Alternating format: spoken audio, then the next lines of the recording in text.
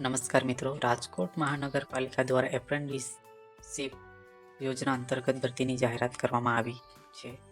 તો ભરતી કેવી રીતે થવાની છે, શું શું લાયકાતની જરૂર છે, અરજી કોણ કરી શકે વગેરે માહિતી મેળવવાના છે. તો મિત્રો વિડીયોના અંત સુધી જોજો અને ચેનલમાં નવા હોય તો ચેનલને લાઈક, શેર, સબસ્ક્રાઈબ અને બેલ આઇકોન ઓન કરજો, જેથી સૌથી પહેલાં નોટિફિકેશન તમને મળી શકે. તો ચાલો વિડીયોની શરૂઆત કરીએ. રાજકોટ મહાનગરપાલિકામાં એપ્રેન્ટિસશીપ એક્ટ 1961 તથા મુખ્યમંત્રી એપ્રેન્ટિસશીપ યોજના હેઠળ વિવિધ ફિલ્ડમાં ખાલી પડેલ કુલ 825 જગ્યાઓ ભરવા નિયત લાયકાત ધરાવતા ઉમેદવારો પાસેથી ફક્ત ઓનલાઈન માધ્યમથી તારીખ 31/1/2025 થી તારીખ 31/1/2025 દરમિયાન અરજીઓ મંગાવવામાં આવે છે.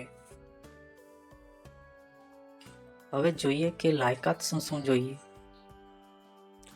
જે તે ટ્રેડમાં સરકાર માન્ય ITIમાંથી જ કોર્સ પાસ કરેલ હોવો જોઈએ.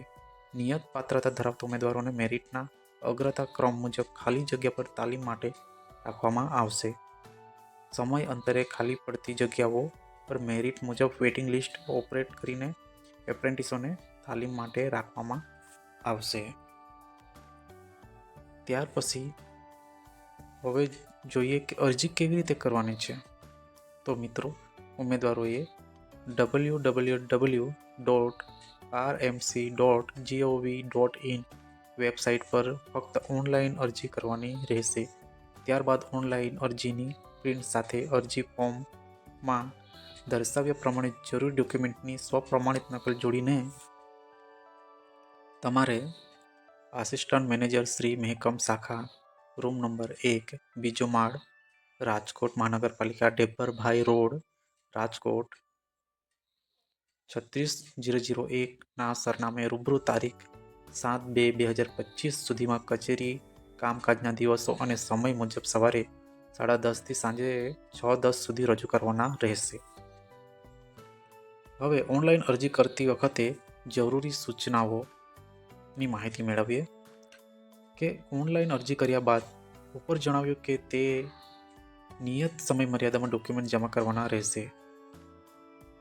રજૂ ન કરનાર ઉમેદવારોને આગળની પ્રક્રિયા માટે ગેરલાયક ગણાવવામાં આવશે. સંબંધિત ટ્રેડમાં ફક્ત ITI પાસે ઉમેદવારોએ જ અરજી કરવાની રહેશે. અગાઉ કોઈ પણ ટ્રેડમાં રાજકોટ મહાનગરપાલિકા કે અન્ય સંસ્થા ખાતેથી એપ્રેન્ટિસશીપ પૂર્ણ કરેલ હોય તેવા ઉમેદવારોએ અરજી કરવી નહીં.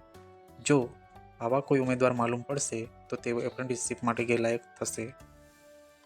પસંદગી પામેલ એપ્રેન્ટિસોને સરકારશ્રી દ્વારા નિયત થયેલ રકમ માસિક સ્ટાઇપેન્ડ પેટે ચૂકવવામાં આવશે.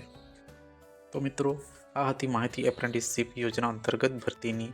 મિત્રો, વિડીયો ગમ્યો હોય તો ચેનલને સબસ્ક્રાઈબ કરજો. મળ્યા એક નવા વિડીયો સાથે. ત્યાં સુધી જય હિન્દ.